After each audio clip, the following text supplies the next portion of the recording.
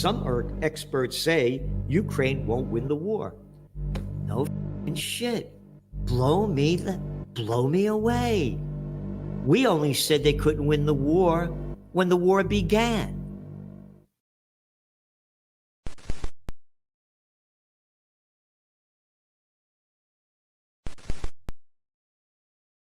Now, Russia controls over 20% of Ukraine, or about 20%. And other articles. It's not the only one. One after another. We've had these articles up saying that Ukraine would lose. They've been saying it over and over and over and over. U.S. tacitly endorsing Ukraine's anti-church crackdown.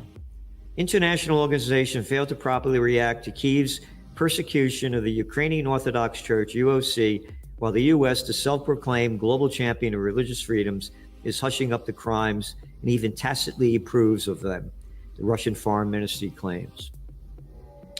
Amid the persecution of Orthodox believers in Ukraine, however, U.S. officials never criticized the destructive church policies of Zelensky. By their inaction, they apparently signal to the underlings that they approve of their lawless actions, the document concludes. And it goes on. So they could do anything they want to the Russian Orthodox Church.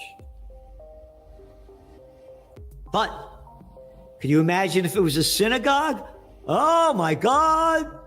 Oh, that'd be different. Good boy Zelensky rejects peace talks. And that little face over there that head of NATO, Stoltenberg, came out today, and he was saying there's no time for peace either, and that only Ukraine will decide what to do. No, they won't. Russia's going to win this. Zelensky's in a box. He can't win, but can't afford to lose either. What do you mean he can't afford? Oh, that means a false flag or a nuclear strike? NATO is experiencing donor fatigue and disappointment with Zelensky's blustering, fake told USA Today. He's losing credibility, Ukraine's main asset. You mean after blowing this guy up like crazy? Hey, how about bringing him to the US Congress and everybody standing up and applauding? Oh, you forgot that? Oh, he's losing credibility after all the bullshit that the prostitutes were selling for over a year? You forgot him going in Congress? Oh, and all of the shows that he appeared on? Russia's prepared for NATO to continue to fight Ukraine, Russia's Foreign Minister Sergei Lavrov said today. This is after Secretary General Jens Stoltenberg rejected any moves to freeze the conflict. He said peace cannot mean freezing the conflict and accepting a deal that is dictated by Russia. All you people that send our money and armaments to Ukraine, go over there and fight or shut your mouths. So they're not bringing Ukraine into the NATO, because if NATO, they come in, then all the NATO got to go to war with Russia, which they already are. That would just make it official. The hypocrisy and the lunacy. The hypocrisy that you cannot condemn Israel. They could do anything they want to the Ukrainian Orthodox Church, but Israel's religion could do anything they want to anybody, particularly the Palestinians. You ready? This is New York Times language. Ultra-religious government passed a law limiting the powers of the High Court. Ultra-religious government. You don't believe in what I believe? I am an ultra-religious person. You only are supposed to believe in the religion I believe in. You have no freedom. It was the first step in a larger judicial overhaul plan that opponents fear will undermine Israeli democracy and the rule of law, end quote, from the New York Times. And again, no one talks about the Ukrainians killing over 14,000 people, the Russians in the Donbas region, because they didn't want to abide by the overthrow of the government in 2014. This is what the war is about. Once upon a time, not too long ago, there was a guy by the name of Mikhail Gorbachev who was running the Soviet Union. He broke up the Soviet Union, and the deal he made between the United States and NATO,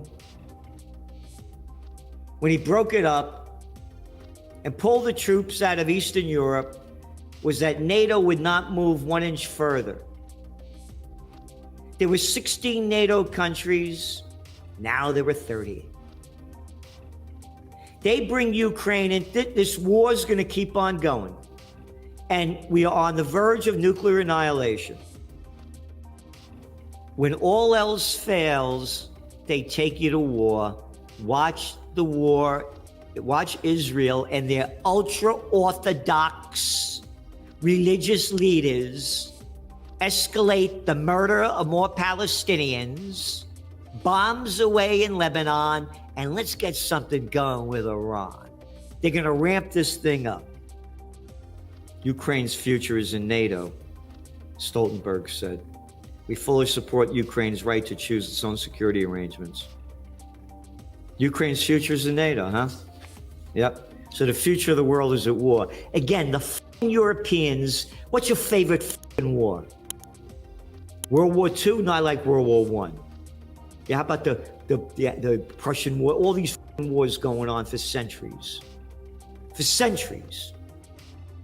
We might witness the rise of a Jewish supremacist dictatorship in Israel, which will not just be a terrible thing for Israeli citizens, but also a terrible thing for Palestinians, for Jewish traditions, and potentially for the entire Middle East.